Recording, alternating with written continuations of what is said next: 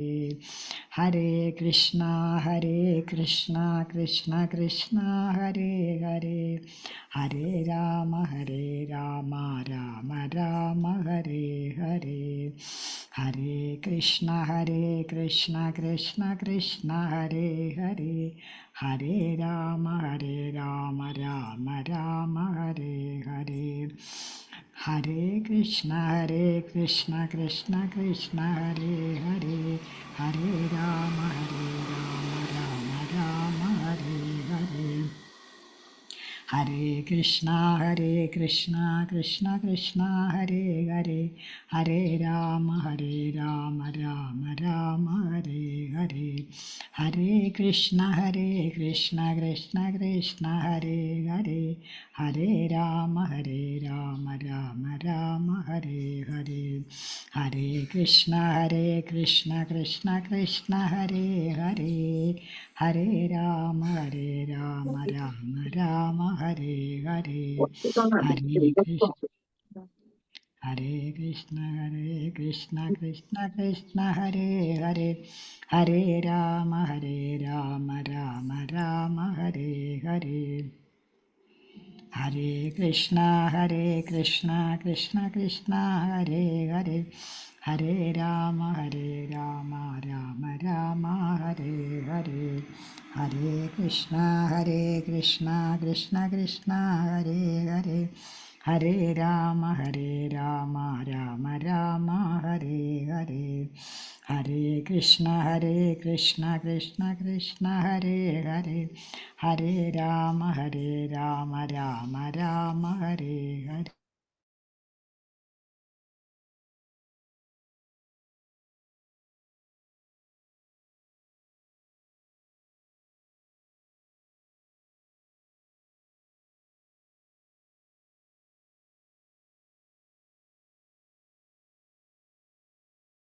Hare Krishna.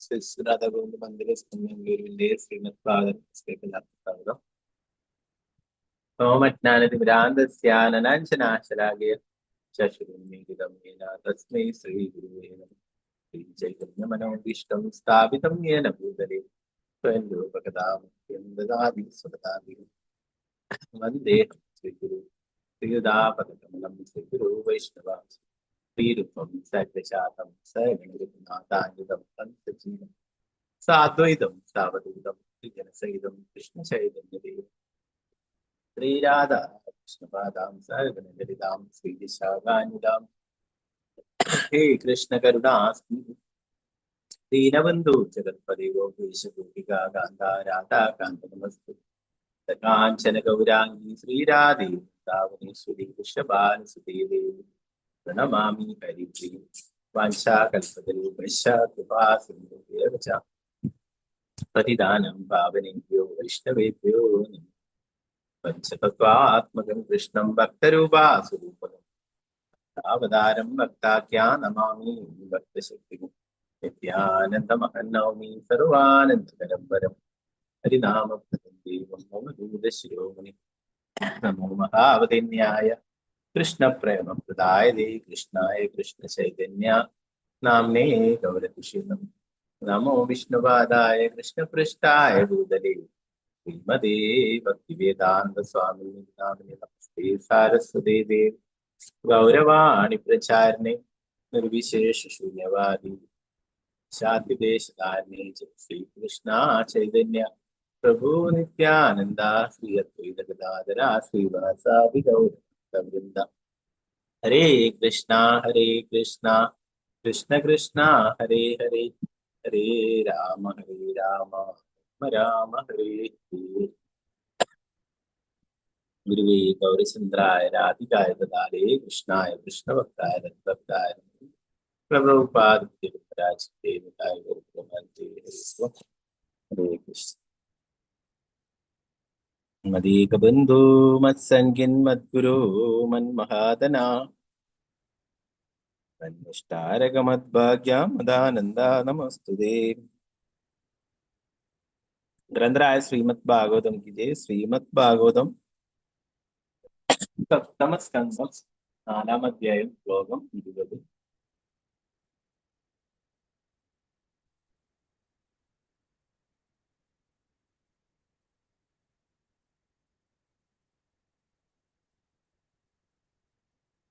മോദജി കാണാൻ പിന്നല്ലേ കാണാം പ്രഭുജി. ഹരേ കൃഷ്ണ. ഓം നമോ ഭഗവതേ വാസുദേവായ.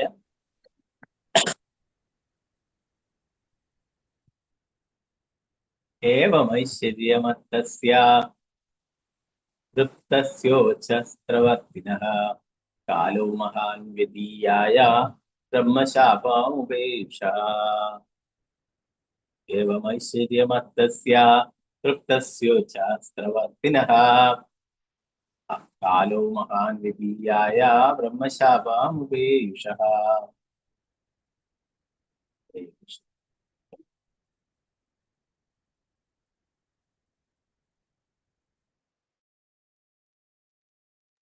ഓം നമോ ഭഗവതേ വാസുദേവായ. ഓം നമോ ഭഗവതേ വാസുദേവായ. ഏവമൈശ്വര്യമത്തസ്യ തൃപ്തസ്യോച്ഛാസ്ത്രവർത്തിനഃ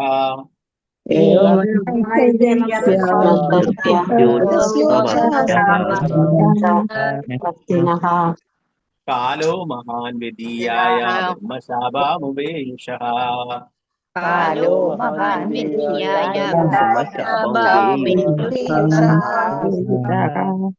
ഏവമൈശ്വര്യമത്തസ്യ തൃപ്തസ്യോച്ഛാസ്ത്രവർത്തിനഃ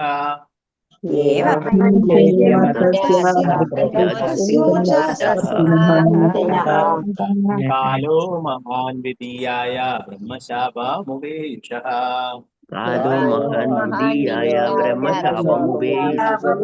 കാലോ മഹാൻ വിധിയായ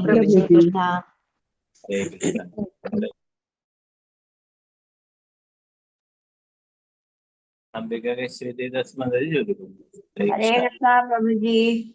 ओम नमो भगवते वासुदेवाय।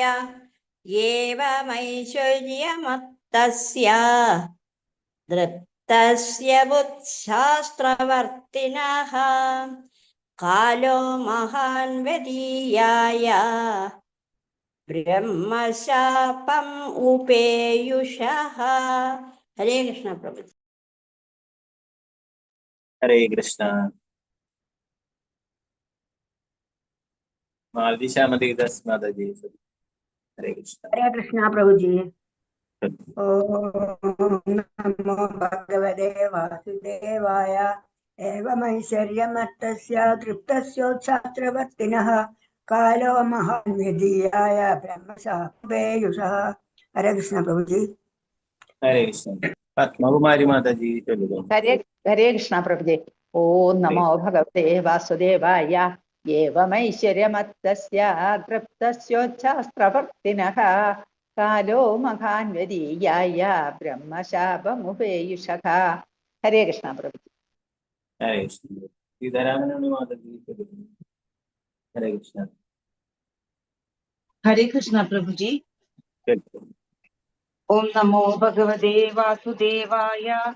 एवमैश्वर्यमत्तस्य धृतशोच्चस्त्रवर्तिनः कालो महान् विधीयाय ब्रह्मशापमुपेयुषः।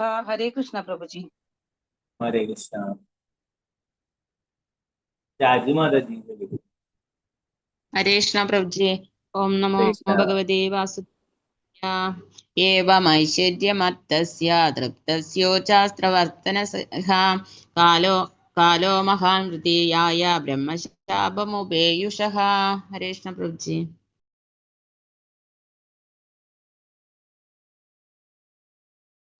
हरे कृष्ण माता जी। विजयनारायण माता जी चलो। हरे कृष्ण। हरे कृष्णा प्रभु जी। हरे कृष्णा। ओम नमो भगवते वासुदेवाय। एवमैश्वर्यमत्तस्य तृप्तस्य शास्त्रवर्तिनः कालो महान् व्यदीयाय ब्रह्मशापमुपेयुषः। हरे कृष्णा प्रभु जी। हरे रामेंद्र प्रभु। हरे हरे कृष्ण प्रभु जी। ओम नमो भगवते वासुदेवाय। एवमैश्वर्यमत्तस्य धृतस्योच्छास्त्रवर्तिनः कालो महान् व्यदीयाय ब्रह्मशापम् उपेयुषः। हरे कृष्ण प्रभु जी।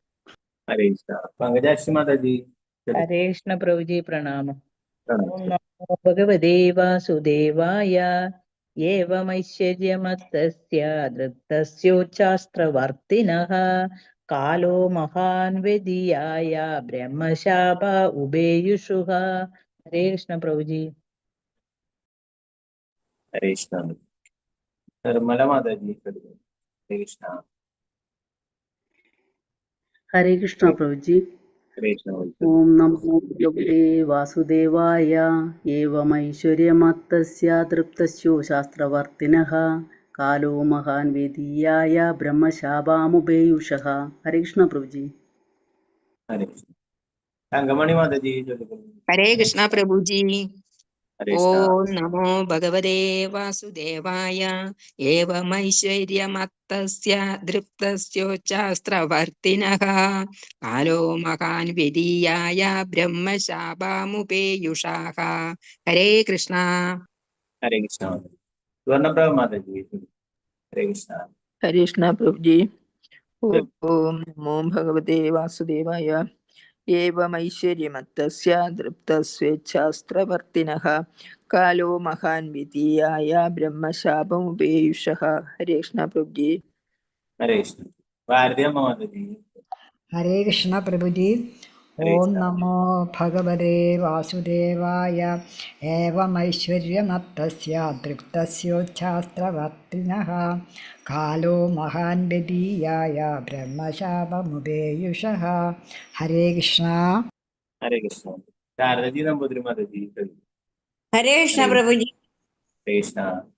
ओम नमो भगवते वासुदेवाय एवमैश्वर्यमत्तस्य दत्तस्योच्चास्त्रवर्तिनः कालो महान् व्यदीयाय ब्रह्मशापमुपेयुषः। हरे कृष्ण प्रभु जी। हरे कृष्णा। प्रसन्न कुमारी माता जी हरे कृष्णा। अनम्यूट हरे कृष्णा।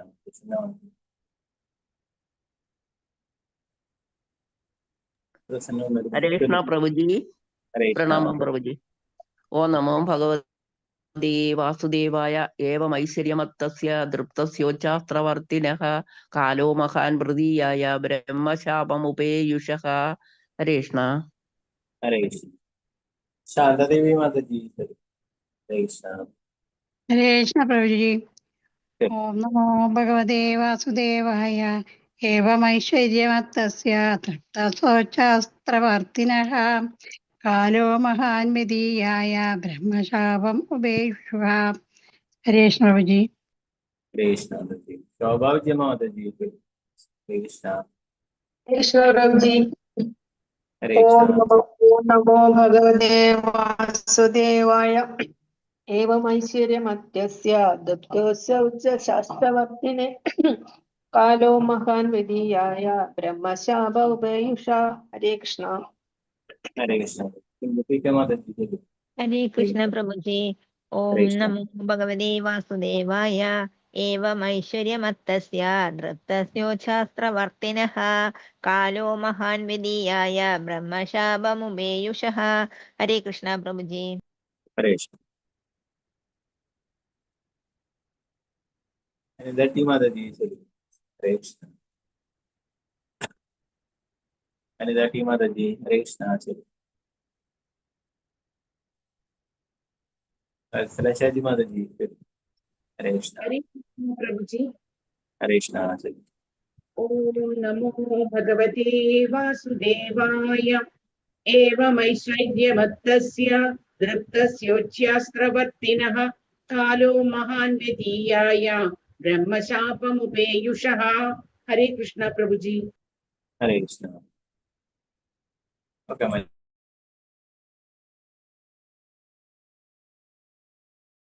അടുത്ത ശ്ലോകങ്ങളിലെല്ലാം മറ്റുള്ളവർക്ക് നമുക്ക് ഇതിന്റെ വിവർത്തനം നോക്കാം.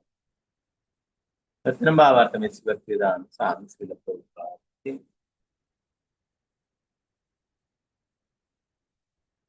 ഹിരണ്യകശിപു ആ വിധം ഐശ്വര്യങ്ങളിൽ മത്തനായും ആധികാരിക ശാസ്ത്രങ്ങളുടെ ക്രമീകൃത നിയമങ്ങളെയും ക്രമങ്ങളെയും അതിലംഘിച്ചും ദീർഘകാലം കഴിച്ചു.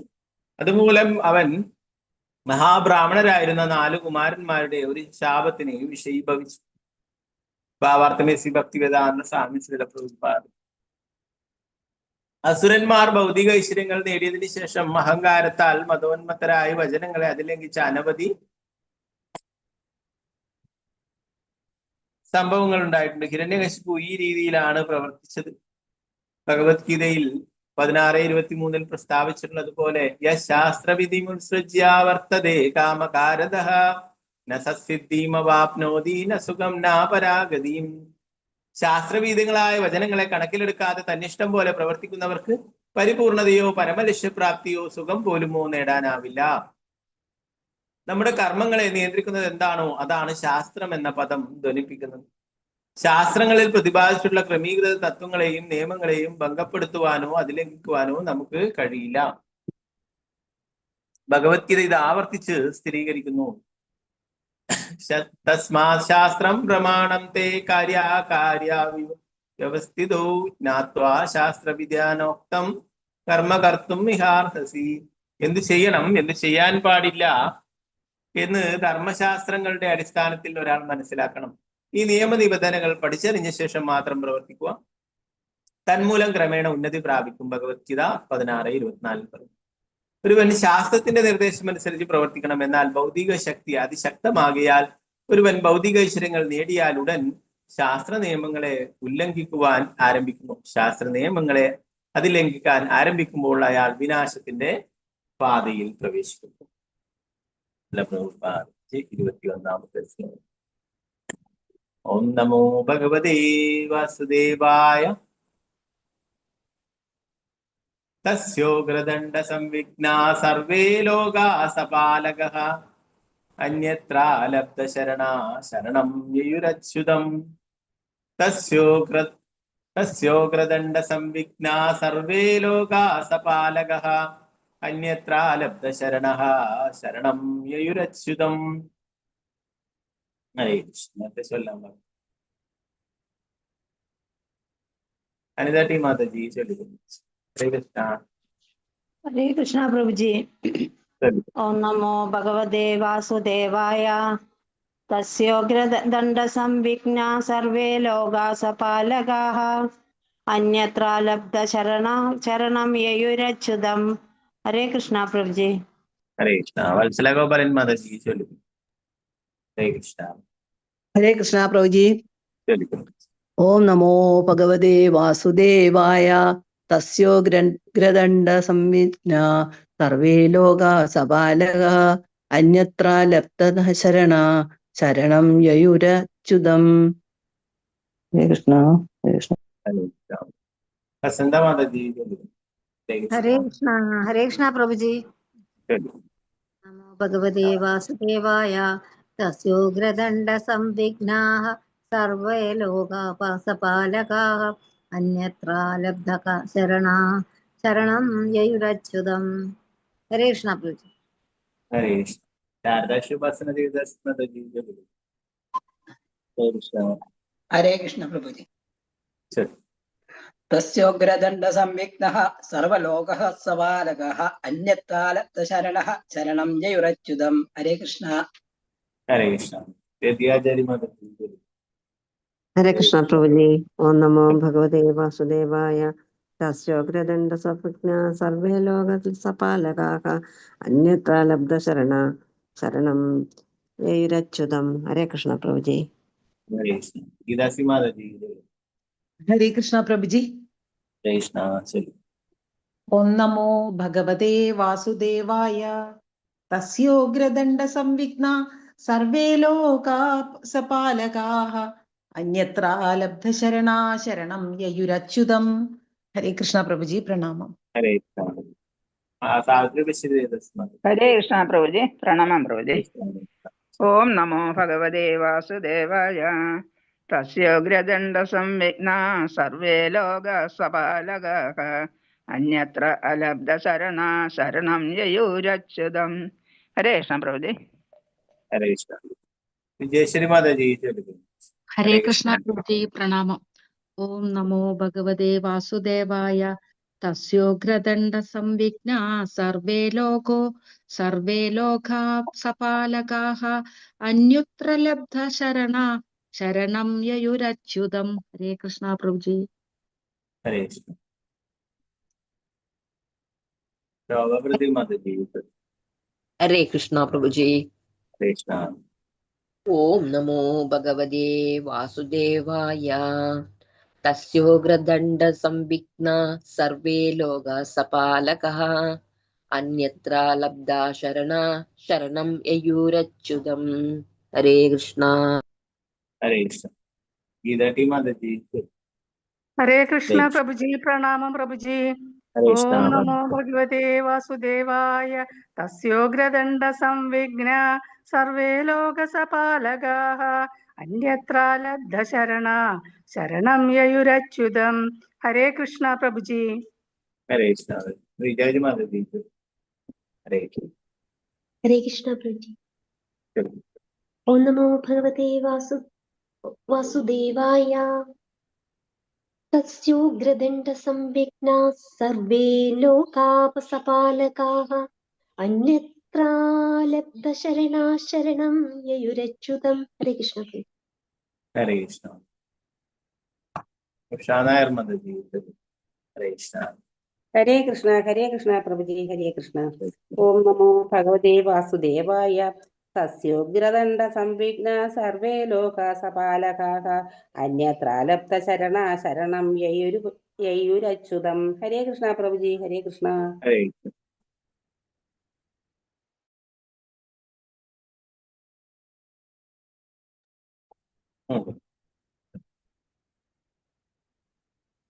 വത്തനം ഭാവാത്തനെ സുഖാന്ത താമസിക്കുക.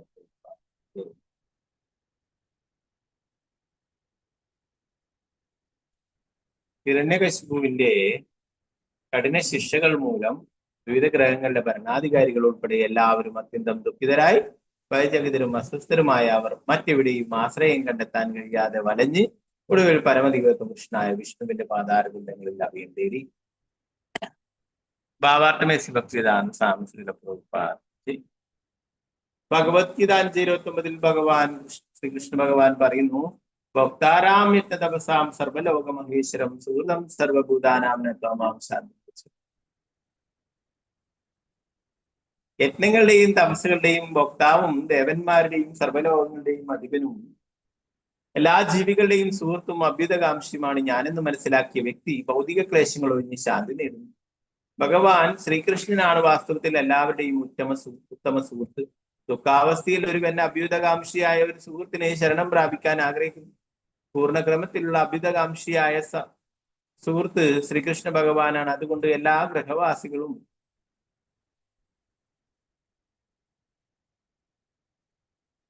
മറ്റൊരാശ്രയവും കണ്ടെത്താൻ കഴിയാതെ പരമോന്നത സുഹൃത്തിന്റെ പാദപങ്കജങ്ങളിൽ ആശ്രയം തേടാൻ ബാധ്യസ്ഥരായി.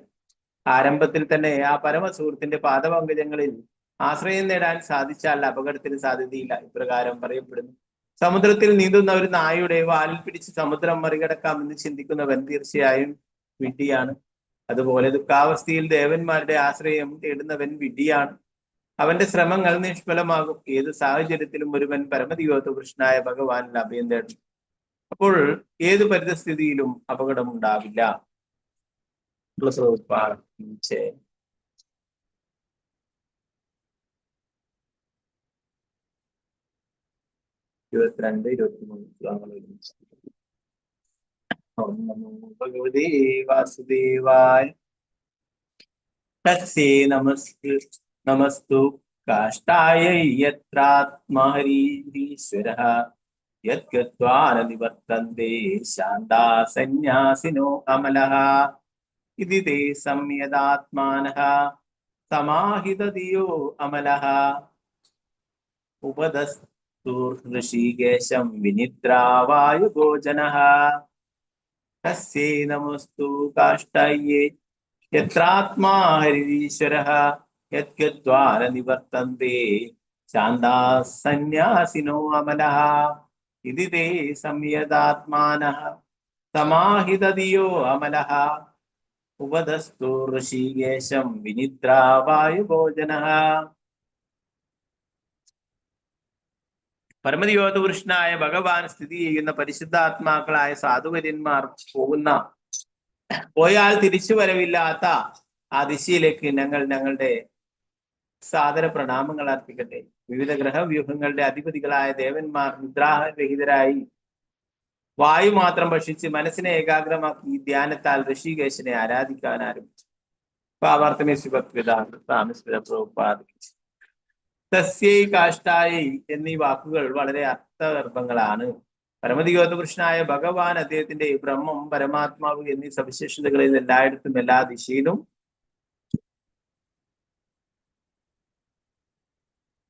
ഓരോ ഹൃദയത്തിലും ഓരോ പരമാണുവിലും സ്ഥിതി ചെയ്യുന്നു. എങ്കിൽ തസ്യൈ കാഷ്ടായ ഹരി സ്ഥിതി ചെയ്യുന്ന ദിശയിലേക്ക് എന്ന് പറയുന്നതിന്റെ ലക്ഷ്യം എന്താണ്? ഹിരണ്യകശിപുവിന്റെ കാലത്ത് അയാളുടെ സ്വാധീനം എല്ലായിടത്തും ഉണ്ടായിരുന്നെങ്കിലും പരമദിഗോപുരുഷനായ ഭഗവാൻ അവിടുത്തെ ലീലകൾ ആടിയിരുന്ന സ്ഥലങ്ങളിൽ അവന് സ്വാധീനം ചെലുത്താൻ കഴിഞ്ഞിരുന്നില്ല. ഉദാഹരണത്തിന് ഭൂമിയിൽ വൃന്ദാവനം, അയോധ്യ തുടങ്ങിയ ധാമങ്ങൾ എന്ന് വിളിക്കപ്പെടുന്ന അത്തരം സ്ഥലങ്ങളുണ്ട്. ധാമത്തിൽ കലിയുഗത്തിന്റെയോ ഏതെങ്കിലും അസുരന്റെയോ സ്വാധീനം ഉണ്ടാവില്ല. ഒരുവൻ അത്തരം ഒരു ധാമത്തിൽ ശരണം തേടുന്ന പക്ഷം ഭഗവത് ആരാധന സുഗമമാവുകയും തത്ഫലമായി വളരെ വേഗം ആധ്യാത്മിക പുരോഗതി കൈവരുകയും ചെയ്യും. വാസ്തവത്തിൽ ഇന്ത്യയിൽ ആധ്യാത്മിക കർമ്മങ്ങളുടെ ഫലങ്ങൾ വളരെ വേഗം പ്രാപ്തമാക്കുന്നതിന് ഒരുവൻ വൃന്ദാവനത്തിലും അതുപോലുള്ള സ്ഥലങ്ങളിലും പോകേണ്ടതാണ്. 24 ശ്ലോകം. നമോ ഭഗവതേ വാസുദേവായ.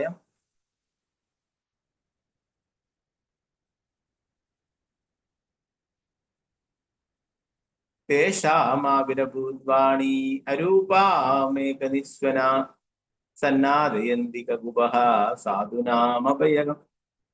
സാധൂനാമഭയങ്കരി.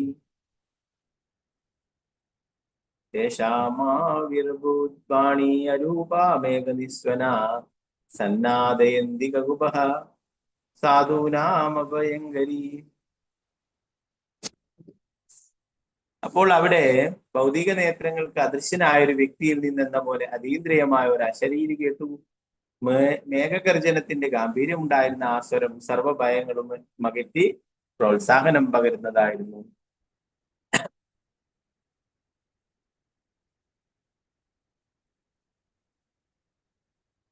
ഇരുപത്തി 26 ശ്ലോകങ്ങൾ വിളിച്ചാൽ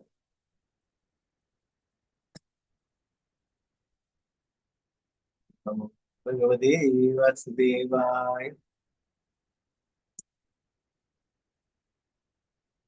മാ വൈഷ്ട വിബുധശ്രേഷ്ഠ സർവേഷാം ഭദ്രമസ്തു വഃ മദ്ദർശനം ഹി ഭൂതാനാം സർവശ്രേയോപവർത്തയേ.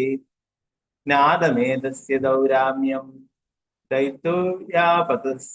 ദൈത്യോപാസദസ്യ ച തസ്യ ശാന്തിം ഗരിഷ്യാമി കാലം താവത് പ്രതീക്ഷതഃ.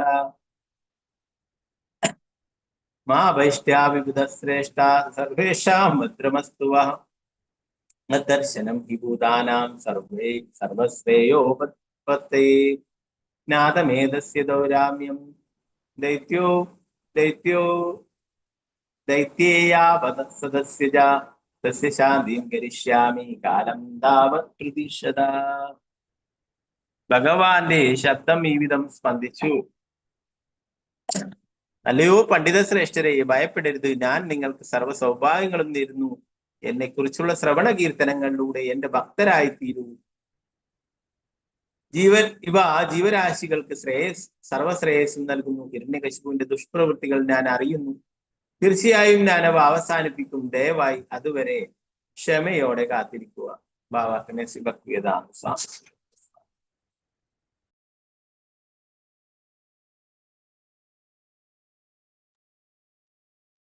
ചിലപ്പോൾ ആളുകൾക്ക് ഈശ്വരനെ ദർശിക്കാൻ അതിയായ ആകാംക്ഷ ഉണ്ടാകുന്നു. ഈ ശ്ലോകത്തിലെ മദ്ദർശനം, എന്നെ കാണുന്നത് എന്ന വാക്ക് പരിഗണിക്കുമ്പോൾ ഒരുവൻ ഭഗവത്ഗീതയിൽ ഭഗവാൻ പറയുന്ന ഈ വാക്കുകൾ ശ്രദ്ധിക്കണം. ഭക്ത്യാമാം അഭിജാനാതി.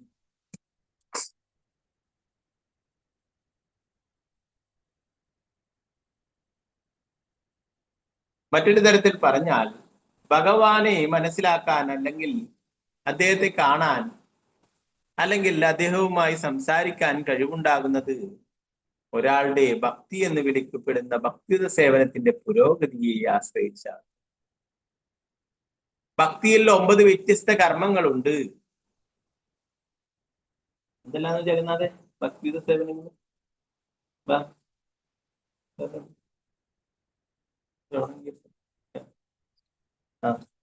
ശ്രവണം കീർത്തനം അതല്ല, ശ്രവണം കീർത്തനം വിഷ്ണു സ്മരണം വായിക്കാൻ.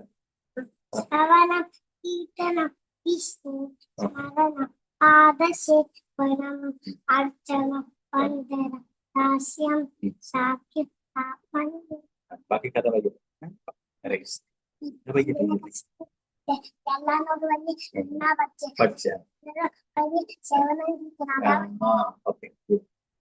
ഓക്കെ. ഹിരണ്യകശിപു പ്രഹ്ലാദനെ പിടിച്ച് മടിയിലെത്തിയിട്ട് എന്നാണ് പഠിച്ചേ? ചണ്ടാവർക്കന്മാരിൽ നിന്ന് എന്നാ പഠിച്ചു നീച്ചപ്പോ പറഞ്ഞു കൊടുത്തതാണ് എന്നാണ് പറയുന്നത്. ശ്രവണം കീർത്തനം വിഷ്ണു സ്മരണം പാദസേവനം അർച്ചനം വന്ദനം ദാസ്യം സാഖ്യം ആത്മനിവേദനം. കാരണം 9 തരത്തിലുള്ള ഭക്തി സേവനം. ഓക്കെ, 9 വ്യത്യസ്ത കർമ്മങ്ങളുണ്ട്. ശ്രവണം കീർത്തനം വിഷ്ണു സ്മരണം പാദസേവനം അർച്ചനം വന്ദനം ദാസ്യം സാഖ്യം ആത്മനിവേദനം. ഈ ഭഗവത് സേവന പ്രവർത്തനങ്ങളെല്ലാം നിരപേക്ഷങ്ങളാകിയാൽ ക്ഷേത്രത്തിൽ വിഗ്രഹാരാധന നടത്തുന്നതും അദ്ദേഹത്തെ കാണുന്നതും അദ്ദേഹത്തിന്റെ മഹിമകൾ കീർത്തിക്കുന്നതും തമ്മിൽ അടിസ്ഥാനപരമായ യാതൊരു വ്യത്യാസവുമില്ല. തീർച്ചയായും ഇവയെല്ലാം അദ്ദേഹത്തെ ദർശിക്കുവാനുള്ള മാർഗങ്ങളാണ്. കാരണം ഭക്തിയുടെ സേവനത്തിൽ അനുഷ്ഠിക്കുന്നത് എന്തും ഭഗവാനുമായി നേരിട്ടുള്ള ബന്ധം ലക്ഷ്യമാക്കിയാണ്. എല്ലാ ഭക്തന്മാരുടെയും സാന്നിധ്യത്തിലാണ് ഭഗവാന്റെ ശബ്ദം സ്പന്ദിച്ചത്. ശബ്ദം പുറപ്പെടുവിച്ച വ്യക്തി അവർക്ക് അദൃശ്യനായിരുന്നെങ്കിലും അവരെല്ലാം അദ്ദേഹത്തെ ദർശിക്കുകയോ സന്ധിക്കുകയോ ചെയ്യുന്നുണ്ടായിരുന്നു. എന്തുകൊണ്ടെന്നാൽ അദ്ദേഹത്തിന്റെ ശബ്ദസ്പന്ദനം അവിടെ സന്നിഹിതമായിരുന്നു. അവരെല്ലാം അദ്ദേഹത്തിന് പ്രാർത്ഥനകൾ സമർപ്പിക്കുകയുമായിരുന്നു. ഭൗതിക ലോകത്തിന്റെ നിയമങ്ങളിൽ നിന്നും വിപരീതമായി ഭഗവാനെ നേരിൽ കാണുന്നതോ അദ്ദേഹത്തിന് പ്രാർത്ഥനകൾ സമർപ്പിക്കുന്നതോ അദ്ദേഹത്തിന്റെ അതീന്ദ്രിയ ശബ്ദസ്പന്ദനങ്ങൾ ശ്രവിക്കുന്നതോ തമ്മിൽ യാതൊരു വ്യത്യാസവുമില്ല.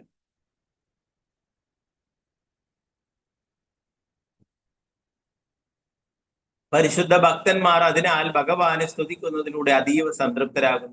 ഇതിനെ കീർത്തനം എന്ന് വിളിക്കുന്നു. കീർത്തനം ചെയ്യുന്നതും ഹരേ കൃഷ്ണ സ്പന്ദനം ശ്രവിക്കുന്നതും വാസ്തവത്തിൽ ഭഗവാനെ നേരിൽ കാണുന്നതിന് തുല്യമാണ്. ഈ അവസ്ഥ ഒരുവന് സാക്ഷാത്കൃതമാകണം.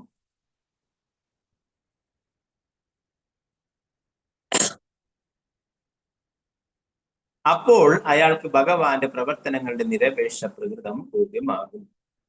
പ്രഭുപാദ് കീ ജയ്.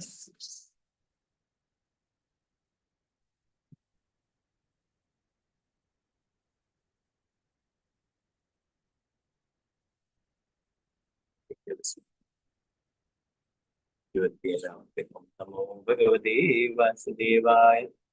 യഥാ ദേവേഷു വേദേഷു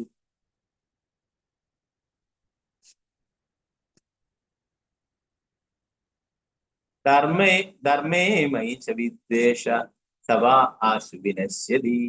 യഥാ ദേവേഷു വേദേഷു ഗോഷു വിപ്രേഷു സാധുഷു ധർമ്മേ മയി ച വിദ്വേഷ സവാ ആശു വിനശ്യതി.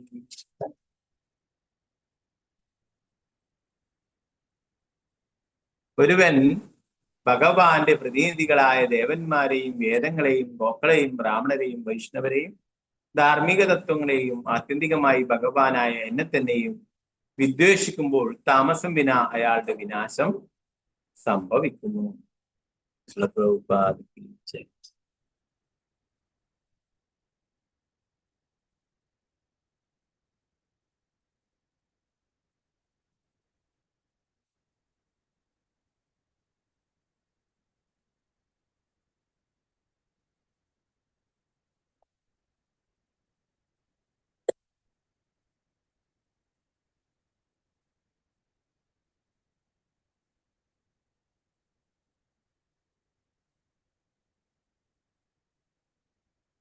നാരായണ നമസ്കൃത്യ നരം ചൈവ നരോത്തമം ദേവീം സരസ്വതീം വ്യാസം തതോ ജയമുദ്രേ. നഷ്ടപ്രായേഷു ഭദ്രേഷു നിത്യം ഭാഗവത സേവയാ ഭഗവതി ഉത്തമശ്ലോകേ ഭക്തിർഭവതി നൈഷ്ഠികേ മുഖം കരോതി വാചാലം ഭംഗും ലംഘയതേ ഗിരിം യത്കൃപാതമഹം വന്ദേ ഗുരുദീനധാരണം പരമാനന്ദമാധവം ശ്രീചൈതന്യേശ്വരം. നമോ വിഷ്ണുപാദായ കൃഷ്ണപൃഷ്ഠായ ഭൂതലേ ശ്രീമതേ ഭക്തിവേദാന്ത സ്വാമിനിധി നാമിനി നമസ്തേ സാരസ്വതേ ദേവി ഗൗരവാണി പ്രചാരിണി നിർവിശേഷ ശൂന്യവാദി പാശ്ചാത്യദേശധാരിണി ജയ ശ്രീകൃഷ്ണ ചൈതന്യ പ്രഭു നിത്യാനന്ദ ശ്രീ അദ്വൈത ഗദാധര ശ്രീവാസാദി ഗൗരഭക്തവൃന്ദ. ഹരേ കൃഷ്ണ കൃഷ്ണ കൃഷ്ണ ഹരേ ഹരേ, ഹരേ രാമ രാമ രാമ ഹരേ ഹരേ. ഗുരുവേ ഗൗരചന്ദ്രായ രാധികായ ദദാതേ കൃഷ്ണായ വിഷ്ണുഭക്തായ ദത്തായ പ്രഭുപാദ.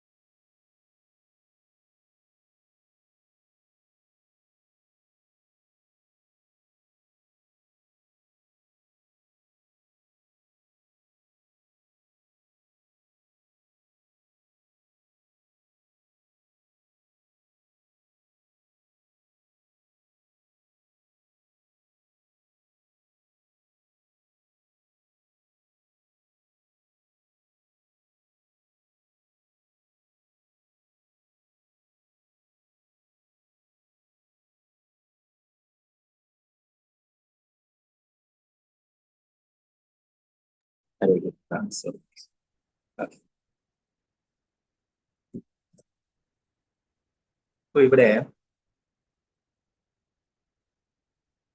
ബ്രഹ്മാവിനോട് കാര്യങ്ങളൊക്കെ പറഞ്ഞിട്ട് ബ്രഹ്മാവ് പോയിട്ട് കൂടുതൽ പ്രശ്നങ്ങൾ ഉണ്ടാവുകയാണ് അല്ലെ. നേരത്തെ ഹിരണ്യകശിപുവിന്റെ തപസ് മൂലം ദേവന്മാർക്കൊക്കെ വർദ്ധിച്ച താപം അനുഭവപ്പെടുകയും അല്ലെ ആ ദേവലോകത്തിൽ തന്നെ വസിക്കുവാനും മറ്റുള്ള ഗ്രഹങ്ങളിൽ വസിക്കുവാനും ഒക്കെ സാധിക്കാതിനാൽ അവരൊക്കെ ചേർന്നിട്ട് ബ്രഹ്മാവിന്റെ അടുത്ത് പോയിട്ട് പരാതി പറയുന്നത് അല്ലെ. എന്നാൽ ബ്രഹ്മാവ് ഞാൻ ഉടനെ തന്നെ ഹിരണ്യകശിപുവിനെ കാണാം എന്നൊക്കെ പറഞ്ഞിട്ട് ഹിരണ്യകശിപുവിനെ വാരിക്കോരി വരങ്ങൾ നൽകി അനുഗ്രഹിക്കുകയാണ് ചെയ്തത് അല്ലെ. ഇപ്പൊ അതിന്റെ ദുരിത ഫലങ്ങള് ദേവന്മാരും മറ്റുള്ള ഋഷികളും മറ്റുള്ളവരൊക്കെ അനുഭവിക്കുകയാണ്. പിന്നീട് എല്ലാവരും കൂടി പോയിട്ട് ഭഗവാനോട് പറയുന്നതായിട്ടാണ് ഇവിടെ പറയുന്നത്.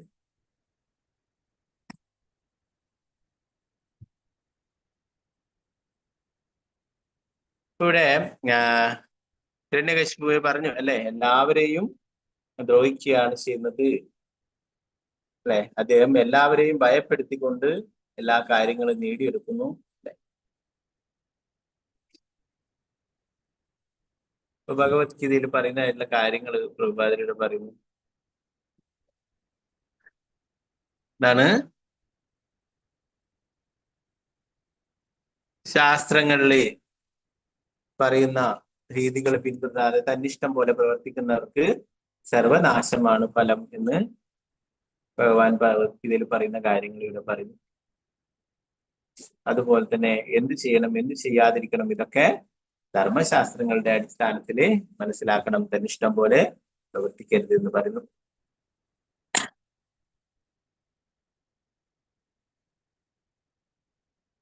എന്നാൽ ഭൗതിക ശക്തി അതിശക്തമായകയാൽ ഒരുവൻ ഭൗതിക ഐശ്വര്യങ്ങൾ നേടിയാലുടൻ ശാസ്ത്ര നിയമങ്ങളെ ഉല്ലംഘിക്കുവാൻ ആരംഭിക്കുന്നു. ശാസ്ത്ര നിയമങ്ങളെ അതിലംഘിക്കുവാൻ ആരംഭിക്കുമ്പോൾ അയാൾ വിനാശത്തിന്റെ പാതയിൽ പ്രവേശിക്കും. ഹിരണ്യകശിപു ആ ബ്രഹ്മാവിൽ നിന്നും വരങ്ങൾ കിട്ടിയ ഉടനെ തന്നെ എല്ലാവരെയും ദ്രോഹിക്കുവാനായിട്ടാണ് ആരംഭിച്ചിട്ടുള്ളത് അല്ലെ. എല്ലാവരെയും ദ്രോഹിക്കുന്നു. ദേവന്മാരെയും ഋഷികളും എല്ലാം ആരൊക്കെ പറഞ്ഞാൽ കേൾക്കാതുണ്ടോ അവരെയൊക്കെ ആക്രമിക്കുകയും അവരെയൊക്കെ ഭയപ്പെടുത്തുകയും ചെയ്തു അല്ലെ. ഇതിനേറെ നാരദമുനി പോലും അറിയിക്കുന്നുണ്ടായില്ലേ. ഗതികോട് കൊണ്ട് എനിക്കും അദ്ദേഹത്തെ സ്തുതിക്കേണ്ടതായിട്ട് വന്നു എന്ന് യുധിഷ്ഠിര മഹാരാജാവ് പറയും. അപ്പോ ഇങ്ങനെ ശാസ്ത്രവിരുദ്ധമായി പ്രവർത്തിക്കുന്നവർക്കൊക്കെ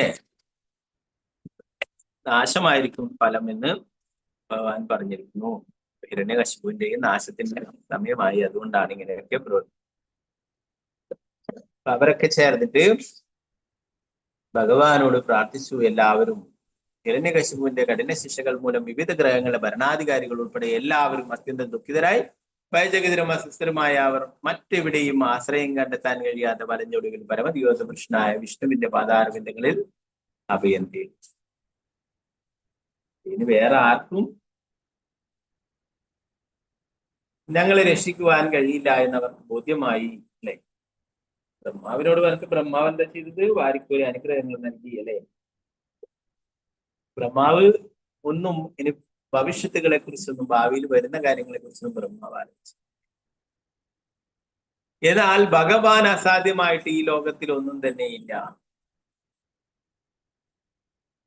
ഹിരണ്യകശിപു ആരാലും ഞാൻ വധിക്കപ്പെടരുതെന്ന വരമാണ് ഇപ്പോൾ നേടിയിരിക്കുന്നത്. അല്ലെ, എന്നാൽ ഭഗവാൻ ഒരാളെ വധിക്കണം എന്ന് വിചാരിച്ചു കഴിഞ്ഞാൽ ആർക്കും അയാളെ രക്ഷിക്കുവാൻ കഴിയും. രാഖേ കൃഷ്ണ മാരേക, മാരേ കൃഷ്ണ രാഖേ കാര്യം. പലപ്പോഴും ഭഗവാൻ ഒരാളെ നിഗ്രഹിക്കണം വിചാരിച്ചു കഴിഞ്ഞാൽ ഒരാൾക്കും രക്ഷിക്കുവാൻ കഴിയില്ല. ഭഗവാൻ ഒരാളെ രക്ഷിക്കണം, സംരക്ഷിക്കണം എന്ന് വിചാരിച്ചു കഴിഞ്ഞാൽ ആർക്കും അവനെ വധിക്കുവാനും സാധിക്കും. അല്ലെ, അത് തന്നെയാണ് ഇതിൽ സംഭവിക്കുന്നത്. ഹിരണ്യകശിപു ധാരാളം വരങ്ങൾ നേടി. അല്ലെ, ആരാലും താൻ വധിക്കപ്പെടില്ല എന്നുള്ള ഒരു അഹങ്കാരം ഉണ്ടായി. അല്ലെ, ആയുധങ്ങളാലോ മൃഗങ്ങളാലോ അല്ലെ മനുഷ്യരാലോ എല്ലാം നോക്കിക്കൊണ്ടാണ് ഹിരണ്യകശിപു ഇങ്ങനെയുള്ള ഓരോരോ കാര്യങ്ങളും ആവശ്യപ്പെടുന്ന ഓരോ വരങ്ങൾ. നേരത്തെ പറഞ്ഞു, മൃഗമായിട്ട് വന്നിട്ട് എന്താണ്, വരാഹമൂർത്തിയായിട്ട് വന്നിട്ട് സഹോദരനെ വധിച്ചു. അല്ലെ, ഇനി അതുകൊണ്ട് മൃഗമായിട്ട് വന്നിട്ട്, അതുപോലെ മനുഷ്യൻ അല്ലെ, രാവണൻ വരം നേടി. അല്ലെ, എന്നെ മറ്റേത് അസുരന്മാരാലും ദേവന്മാരുമാലും ഒന്നും വധിക്കാൻ സാധിക്കരുത്, ഒരു മനുഷ്യനാൽ മാത്രമേ ഞാൻ വധിക്കപ്പെടാവൂ. രാവണൻ വിചാരിച്ചു, ഒരു മനുഷ്യൻ എന്താ കഴിയാ? അസുരന്മാരും ദേവന്മാരും ഒക്കെ അത്ര ശക്തരാണ്, ഒരു മനുഷ്യനെ ഒന്നും തന്നെ ചെയ്യാൻ സാധിക്കില്ല എന്നെ, ഞാൻ അത്രയും ശക്തിശാലിയാണ്. ഒരു മനുഷ്യനാലേ ഞാൻ വധിക്കപ്പെടാവൂ. ഭഗവാൻ ആരായിട്ട് വന്നു? ശ്രീരാമചന്ദ്ര ഭഗവാനായിട്ട്. അല്ലെ, രാമായണ മാസകാലമാണ്. ശ്രീരാമചന്ദ്ര ഭഗവാനായിട്ട് ഭഗവാൻ അവതരിച്ചു. അല്ലെ, ഒരു മനുഷ്യന്റെ രൂപത്തിൽ വന്നെങ്കിലും ഒരു സാധാരണ മനുഷ്യനല്ല. ഭഗവത്ഗീത അവചാനന്ദിമാ മൂഢ മാനുഷ്യൻ ധനുമാസുക. ഭഗവാൻ മനുഷ്യരൂപത്തിൽ അവതരിച്ചാലേ സാധാരണ മനുഷ്യനായി കാണുന്ന മൂഢന്മാര് മാത്രമാണ്. ശ്രീരാമചന്ദ്ര ഭഗവാനായിട്ട് ഭഗവാൻ വന്നു. രാവണന്റെ ഈ ഒരു വരം ലഭിച്ചത് കൊണ്ടാണ് ഭഗവാൻ അങ്ങനെ ഒരു മനുഷ്യരൂപത്തിൽ ഇവിടെ അവതരിക്കുകയുണ്ടായി രാവണന്. അപ്പൊ അതുകൊണ്ടാണ് ഹിരണ്യകശിപു ഇതൊക്കെ കണക്കൂട്ടിക്കൊണ്ടാണ് ഓരോ വരങ്ങളും ചോദിക്കുന്നത്. അല്ലെ, മനുഷ്യനോ മൃഗമോ വധിക്കാൻ പാടില്ല. അല്ലെ, ഭൂമിയിലോ ആകാശത്തോ മറ്റ് ഗ്രഹങ്ങളിലോ ഇങ്ങനെ ആയുധങ്ങളാലോ. അപ്പൊ ഇതൊക്കെ നേടിയത് കൊണ്ടാണ് ഹിരണ്യകശിപുവിന് ഇത്രയും അഹങ്കാരം ഉണ്ടായിട്ടുള്ളത്. ഇനി എന്നെ വധിക്കുവാൻ ഈ ലോകത്തിൽ ആരുമില്ല, ഇതൊക്കെ എന്റെ നിയന്ത്രണത്തിന് കീഴിലാണ്. എന്നാൽ ഭഗവാനെ കൊണ്ട് സാധിക്കാത്തതായിട്ടൊന്നുമില്ല. അല്ലെ, എത്രമാത്രം ദ്രോഹങ്ങൾ ചെയ്യുന്നുണ്ട്, അല്ലെ, അത്രയും വേഗത്തിൽ അവന്റെ അവസാനവും അന്ത്യവും ഉണ്ടാവും. അത്രയും ദ്രോഹങ്ങൾ എല്ലാവർക്കും ചെയ്യുകയുണ്ടായി. ഓ, ഇവരൊക്കെ ഭഗവാനെ ശരണം പ്രാപിച്ചു എന്നാ പറയുന്നത്. നീ ആരെടുത്ത് പോയിട്ടും കാര്യമില്ല. ബ്രഹ്മാവിന്റെ അടുത്ത് പോയിട്ട് ബ്രഹ്മാവ് ഞങ്ങളോട് അങ്ങനെയൊക്കെ പറഞ്ഞു, നിങ്ങളുടെ പ്രശ്നങ്ങൾക്കൊക്കെ പരിഹാരം ഉണ്ടാക്കാം എന്ന് പറഞ്ഞു. എന്നാൽ ഹിരണ്യകശിപുവിന്റെ ആ കഠിന തപസ് കണ്ടപ്പോൾ എല്ലാം മറന്നു. ദേവന്മാർക്ക് കൊടുത്ത വാക്കുകളൊക്കെ. അല്ലെ, ഹിരണ്യകശിപുവിനോട് പറഞ്ഞു, നീ മുനിമാരെ പോലും എന്നുന്ന തപസ്സാണ്, ഞാൻ നിന്റെ തപസ്സിൽ സംതൃപ്തനാൻ, നിനക്ക് എന്ത് വരങ്ങൾ വേണമെങ്കിലും ഞാൻ നൽകാമെന്ന് പറഞ്ഞിട്ട് കുറെ അനുഗ്രഹങ്ങൾ നൽകി. ഇനി ദേവന്മാർ അതുകൊണ്ട് തന്നെ ഭഗവാന്റെ അടുത്തേക്കാണ് പോയിട്ടുള്ളത്, ഭഗവാനെയാണ് ആശ്രയിച്ചിരിക്കുന്നത് എന്ന് ഇവിടെ പ്രഭുപാദർ പറയുന്നു. ഭഗവത്ഗീതയില് ഭഗവാൻ പറയുന്നു, ഭക്താരാം യജ്ഞ തപസാം സർവലോക മഹേശ്വരം സൂർതം സർവഭൂതാനം അറിയാതെ ചൊല്ലിക്കും. വേഗം ചെല്ലാം.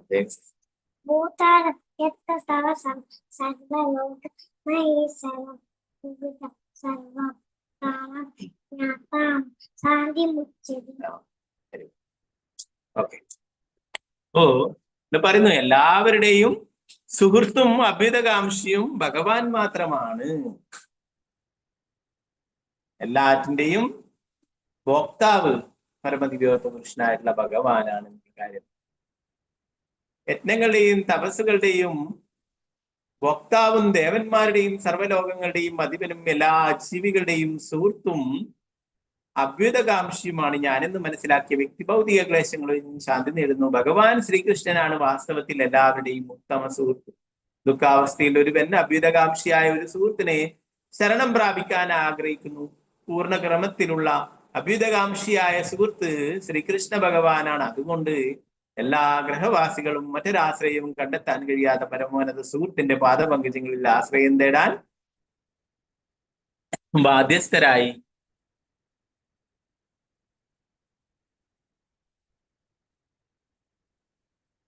ആരംഭത്തിൽ തന്നെ ആ പരമസുഹൃത്തിന്റെ പാദപങ്കജങ്ങളിൽ ആശ്രയം നേടാൻ സാധിച്ചാൽ അപകടത്തിന് സാധ്യതയില്ല. എന്താ പറയുന്നത്? നമ്മുടെ യഥാർത്ഥ സുഹൃത്തും അഭ്യുതകാംക്ഷിയും എന്ന് പറയുന്നത് ലോകത്തിൽ ഒരേ ഒരാൾ മാത്രമേ ഉള്ളൂ. അതാരാണ്? ശ്രീകൃഷ്ണ ഭഗവാനാണ്. നമുക്കെപ്പോഴും നല്ലത് വരുവാനായിട്ട് ആഗ്രഹിക്കുന്നത്,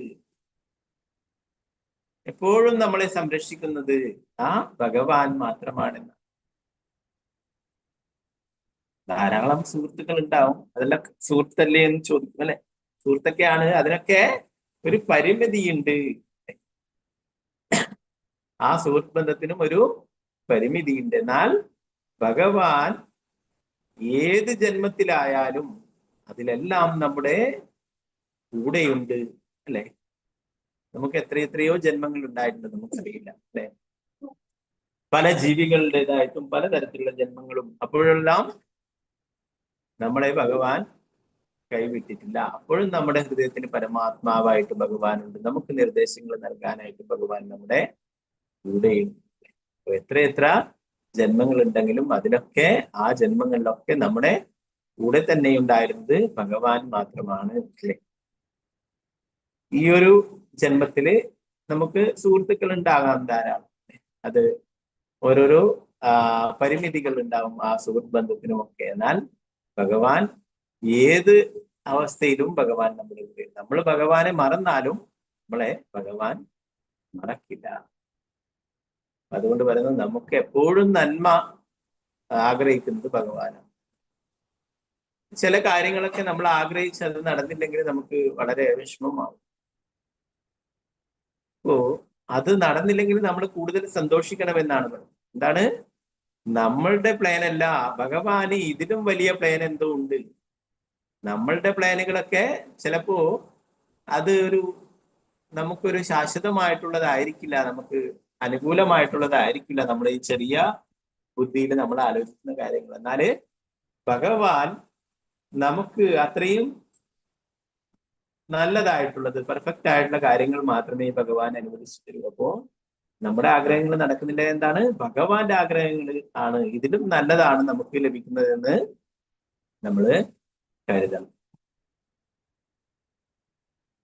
അപ്പൊ അതുകൊണ്ട് പറയുന്നു, ഈ പരമ സുഹൃത്ത്, നമ്മുടെ അഭ്യുതകാംക്ഷി, അദ്ദേഹത്തിന്റെ അനുഗ്രഹം ആദ്യം തന്നെ നേടാനായിട്ടാണ് പറയുന്നത്. ആ ഭഗവാന്റെ പങ്കജങ്ങളിൽ ആശ്രയം തേടുകയാണെങ്കിൽ, ശരണം തേടുകയാണെങ്കിൽ നമുക്ക് യാതൊരു ഭയങ്ങളും ഉണ്ടാവില്ല എന്ന്. ആരംഭത്തിൽ തന്നെ ആ പരമസുഹൃത്തിന്റെ പാദപങ്കജങ്ങളിൽ ആശ്രയം നേടാൻ സാധിച്ചാൽ അപകടത്തിന് സാധ്യത. ഇപ്രകാരം പറയപ്പെടുന്നു: സമുദ്രത്തിൽ നീന്തുന്ന ഒരു നായുടെ വാൽ പിടിച്ച് സമുദ്രം മറികടക്കാമെന്ന് ചിന്തിക്കുന്നവൻ തീർച്ചയായും വിഡ്ഢിയാണ്. അതുപോലെ ദുഃഖാവസ്ഥയിൽ ദേവന്മാരുടെ ആശ്രയം തേടുന്നവൻ വിഡ്ഢിയാണ്, അവന്റെ ശ്രമങ്ങൾ നിഷ്ഫലമാകും. എന്താ പറയുന്നത്? ഒരു നായ നീന്തിക്കടക്കും, ചെറിയ പുഴയൊക്കെ ആ നായക്ക് വേണമെങ്കിൽ നീന്തിക്കടക്കാൻ സാധിക്കും അല്ലേ? എന്നാൽ വലിയ സമുദ്രം ഒരു നായക്ക് നീന്തിക്കടക്കുക അസാധ്യമാണ് അല്ലേ?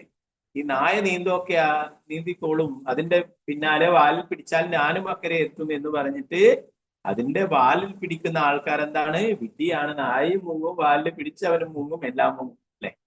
അപ്പൊ അതുപോലെയാണ് ദേവന്മാരെ ആശ്രയിക്കുന്നത് എന്ന് പറയും. ഈ ദുഃഖത്തിൽ നിന്നൊക്കെ മോചനം ലഭിക്കുവാനായിട്ട് ദേവന്മാരുടെ ആശ്രയം നേടുന്നു. അതെന്താ പറയുന്നത്? പട്ടിയുടെ വാല് പിടിച്ചിട്ട് സമുദ്രം കടക്കാൻ ശ്രമിക്കുന്നവനെ പോലെ വിഡിത്തമാണ് എന്ന്. ഈ ഭൗതിക ലോകത്തിലെ ദുഃഖാവസ്ഥയിൽ നിന്നും ഭഗവാൻ ഒഴികെ മറ്റാർക്കും നമ്മെ രക്ഷിക്കുവാനായിട്ട് സാധിക്കില്ല. ഭൗതിക അനുഗ്രഹങ്ങൾ നൽകിയിട്ട് ഇവിടെ തന്നെ ബന്ധനത്തിലാക്കുന്നതാണ് ദേവന്മാരുടെ വരങ്ങളൊക്കെ എന്നാണ് നമ്മൾ നേരത്തെ പഠിച്ചു. എന്തൊക്കെ ഭൗതിക അനുഗ്രഹങ്ങൾ ലഭിക്കുന്നുണ്ടോ അത് നമ്മളെ ഇവിടെ കൂടുതൽ ഭൗതിക ലോകവുമായി അറ്റാച്ച്മെന്റ് ഉണ്ടാക്കാൻ വേണ്ടിയിട്ടുള്ളതാണ്. ഭഗവാൻ അതിനെ ഭവിക്കുന്ന കാര്യങ്ങൾ അനുവദിച്ചു തരുന്നില്ല. ഇവിടുന്ന് മുക്തി നൽകുവാനായിട്ട് മുകുന്ദന് മാത്രമേ സാധിക്കൂ അല്ലെ. ഭഗവാന് മാത്രമേ ഈ ഭൗതിക ബന്ധനങ്ങളിൽ നിന്ന് നമ്മളെ മോചിപ്പിക്കുവാനായിട്ട് സാധിക്കൂ. ദേവന്മാരെ ആശ്രയിച്ചിട്ട് കാര്യം. ആ ഗജേന്ദ്രന്റെ ലീലയിൽ പറയുന്നു, ഗജേന്ദ്രനും ആ മുതലയും കൂടി ആയിരക്കണക്കിന് വർഷങ്ങള് കടിപിടി കൂടി യുദ്ധം, എന്താ പറയാ, പിടിവലി നടന്നു എന്ന് പറയുന്നു. ഇതൊക്കെ ദേവന്മാരൊക്കെ കാണുന്നുണ്ടായിരുന്നു. ദേവന്മാരൊക്കെ വിചാരിച്ചു ഞങ്ങളെ സഹായത്തിന് വിളിക്കുമെന്നാണ് വിചാരിച്ചത്. ബ്രഹ്മാവും മഹാദേവനും മറ്റുള്ള ദേവന്മാരും ഇന്ദ്രനും ചന്ദ്രനും എല്ലാവരും നോക്കി കാണുന്നുണ്ടായിരുന്നു ഇതൊക്കെ. അവസാനം ഗജേന്ദ്രന് പ്രാർത്ഥനകൾ ഉണ്ടായി. നമോ നമസ്തേ അഖിലകാരണായ നിഷ്കാരണായ അത്ഭുതകാരണായ. ഭഗവാന്റെ പേര് അവിടെ വിളിച്ചു. അല്ല, ആരാണ്? എല്ലാ കാരണങ്ങൾക്കും കാരണഭൂതനായിട്ടുള്ള ആ ഭഗവാനെ തന്നെയാണ് വിളിച്ചത് അല്ലെ. ദേവന്മാരൊന്നും അവിടെ നിന്നിടത്തുനിന്ന് അനങ്ങിയില്ല. ഭഗവാൻ വൈകുണ്ഠത്തുനിന്ന് ലക്ഷ്മി ദേവിയോട് പറഞ്ഞു ഞാൻ ഉടനെ വരാം എന്ന് പറഞ്ഞിട്ട് അവിടുന്ന് ഗരുഡന്റെ പുറത്ത് നിന്നുകൊണ്ട് വന്നു എന്നാണ് പറയുന്നത് ഗജേന്ദ്രൻ ദർശിക്കുക. അപ്പോ ആ ആനയായിരിക്കുന്ന ഗജേന്ദ്രൻ പോലും ഒന്ന് രക്ഷിക്കൂ ബ്രഹ്മാവേ അല്ലെ, ഒന്ന് രക്ഷിക്കൂ ശിവ എന്ന് പറഞ്ഞു, മഹാദേവ ഒന്ന് രക്ഷിക്കൂ എന്നൊന്നും പറഞ്ഞു ആരെ വിളിച്ച്? എല്ലാറ്റിനും കാരണഭൂതനായിട്ടുള്ള ആ പരമകാരണനായിട്ടുള്ള ഭഗവാനെയാണ് വിളിച്ചത്. ഭഗവാൻ ഉടനേക്ക് അവിടേക്ക് തന്നെ വരികയും ആ മുതലയെ വധിച്ചുകൊണ്ട് ഗജേന്ദ്രനെ മോചിപ്പിക്കും. ഗജേന്ദ്രൻ എന്താണ് പറഞ്ഞത്? എനിക്ക് ഈ മുതലയുടെ പിടിയിൽ നിന്നല്ല രക്ഷപ്പെടുത്തേണ്ടത് എന്നെ, ഈ ഭൗതിക ലോകത്തെ ബന്ധനത്തിൽ നിന്നും എനിക്ക് മോചനമാണ് വേണ്ടതെന്നാണ് ഭഗവാനോട് പറഞ്ഞത്. ഇനി എന്നെ മുതലയുടെ പിടിയിൽ നിന്ന് രക്ഷപ്പെടുത്തിയിട്ട് ഈ ആനയുടെ ശരീരം കൊണ്ട് ഞാൻ ഇവിടെ എന്ത് ചെയ്യാനാണ്? എനിക്ക് അതുകൊണ്ട് ഈ ഭൗതിക ബന്ധനങ്ങളിൽ നിന്നും മോചനം ലഭിക്കണമെന്ന് ഭഗവാനോട് പ്രാർത്ഥിക്കുകയുണ്ടായി. ഭഗവാൻ ആ ഗജേന്ദ്രനെ മോചിപ്പിക്കുകയും ആനയുടെ ശരീരം ലഭിച്ചിട്ടും ആ ഗജേന്ദ്രൻ എന്താണ്? ഭഗവാനെ സ്തുതിച്ചു, ഭഗവാന് പ്രാർത്ഥനകൾ അർപ്പിച്ചു, ഭഗവാൻ ഒരു താമരപ്പൂവെടുത്ത് നൽകുകയും. അപ്പോ ആ ഒരു ആനയുടെ ശരീരം ലഭിച്ചിട്ട് പോലും ഗജേന്ദ്രൻ മറ്റുള്ള ദേവന്മാരെ ഒന്നും ആശ്രയിച്ചില്ല, ഭഗവാനെയാണല്ലേ. അപ്പൊ ഇവിടെ പറയുന്നു ഈ ഭൗതിക ലോകത്തിലെ ദേവന്മാരെ എന്നെ രക്ഷിക്കും എന്ന് കരുതിയിട്ട് ദേവന്മാരെ ശരണം പ്രാപിക്കുന്നവര് വിഡ്ഢികളാണ്. ദേവന്മാർക്ക് നിങ്ങൾ എല്ലാവർക്കും വേണ്ടിയിട്ട് അവരെ പ്രാർത്ഥിക്കുന്നവർക്ക് ഭൗതിക അനുഗ്രഹങ്ങൾ നൽകാൻ സാധിക്കും, എന്നാൽ അവർക്ക് മോക്ഷം നൽകാൻ, മുക്തി നൽകാൻ അവരെ കൊണ്ട് സാധിക്കും.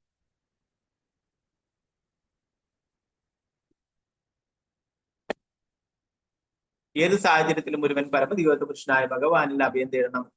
അപ്പോൾ ഏത് പരിസ്ഥിതിയിലും അപകടമുണ്ടാവില്ല. 22, 23 ശ്ലോകങ്ങൾ പറയുന്നത് പരമദിവ്യ പുരുഷനായ ഭഗവാൻ സ്ഥിതി ചെയ്യുന്ന പരിശുദ്ധാത്മാക്കളായ സാധുവര്യന്മാർ പോയാൽ തിരിച്ചു വരവില്ലാത്ത ആ ദിശയിലേക്ക് ഞങ്ങളുടെ സാദര പ്രണാമങ്ങൾ അർപ്പിക്കട്ടെ. വിവിധ ഗ്രഹവ്യൂഹങ്ങളുടെ അധിപതികളായ ദേവന്മാർ നിദ്രാരഹിതരായി വായു മാത്രം ഭക്ഷിച്ച് മനസ്സിനെ ഏകാഗ്രമാക്കി ഈ ധ്യാനത്താൽ ഋഷികേശിനെ ആരാധിക്കാൻ ആരംഭിച്ചു.